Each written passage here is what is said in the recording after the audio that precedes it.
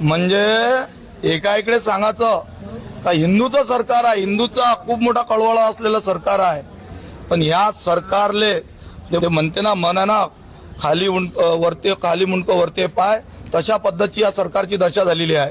आम्ही 22 सप्टेंबरला इथं निवेदन दिलं होतं का सरसगट मदत शेतकऱ्याला पंजाब धर्तीवर जसं पंजाबला 50,000 रुपये हेक्टरी मदत मिळाली आहे, त्याचप्रमाणे इथल्या शेतकऱ्याला महाराष्ट्रातल्या शेतकऱ्याला नुकसान भरपाई मिळावी। कारण का नुकसान भरपाई प्लस मध्ये जे कर्जमाफीसाठी माननीय बच्चूभाऊ कडू पूर्ण महाराष्ट्र पिजून काढत आहे। कारण का शेतकऱ्याच्या दिवसात दर तासाला 2 आत्महत्या 3 आत्महत्या होऊन राहिल्या या महाराष्ट्रात।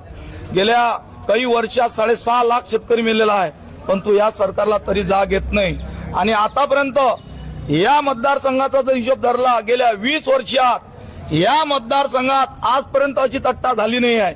कारण का 1700 रुपये नाही, एका गावले जेवढे पैसे भेटले आता तेवढे पैसे एकेका शेतकऱ्याला तेव्हा भेटलेले आहे।